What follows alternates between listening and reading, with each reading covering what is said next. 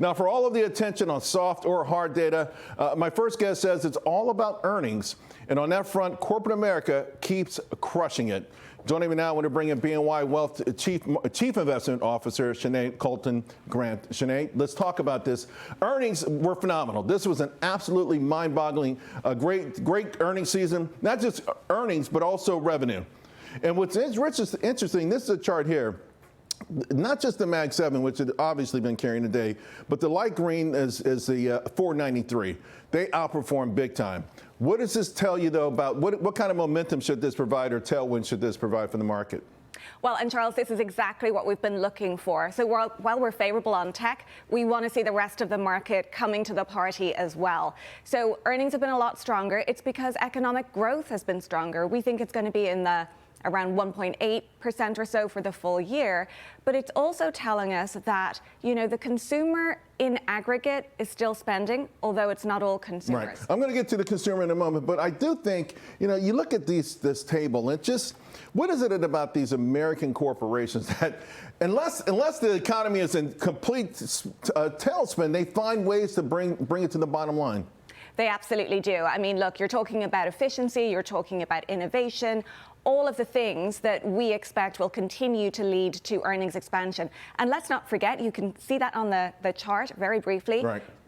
The fourth straight quarter of earnings expansion. You don't get to see that very often. It's really impressive. All right, you talked about the consumer. We did get retail sales in today. They came in less than expected. The control number was a negative number, but you say there are other things to look at. For instance, the Red Book, the Johnson Red Book. When I started on the street, everyone talked about this. Not as much anymore, but it's pretty solid. But to your point also, the consumer being somewhat cautious. We see in the last week there have been distinct winners and distinct, let's call them losers. In the last 5 days, Abercrombie, it's up 28% today. Gap, Ross Stores, the #1 percentage gainer on Friday. Walmart. What is this telling us about the consumer?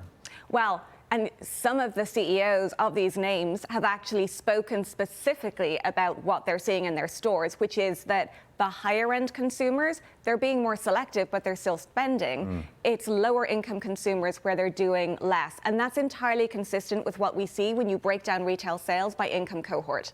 And you're okay. I mean, is that enough? That combination, is that enough to keep this going? Well, look, there are two things that really drive equity markets. You've got earnings and interest rates. We just talked about earnings. Right. Interest rates are the next piece. And we see softness in the labor market. It's one of the things, in addition to inflation, that's really weighing on lower income consumers. Yeah, and that pendulum is swinging, right? For a while, you had all the hawks on the Fed saying inflation, inflation, inflation. I think in the last week, the pendulum is back to jobs. In fact, at one point today, we were almost 83% rate cut using the CME funds. So you see rate cuts coming as well. Have you modeled out between now and the end of next year where Fed funds may end up? Well, look, we think you get another 25 basis points before the end of this year. December. So we agree with this higher probability.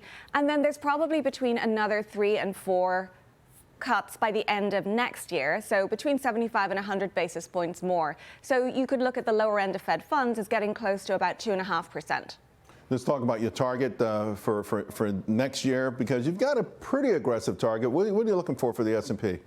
Well, at the upper end of our forecast, we're expecting 7,400. And that's because we expect earnings to expand by another 14% or so over the course of the next 12 months. What's the multiple on that?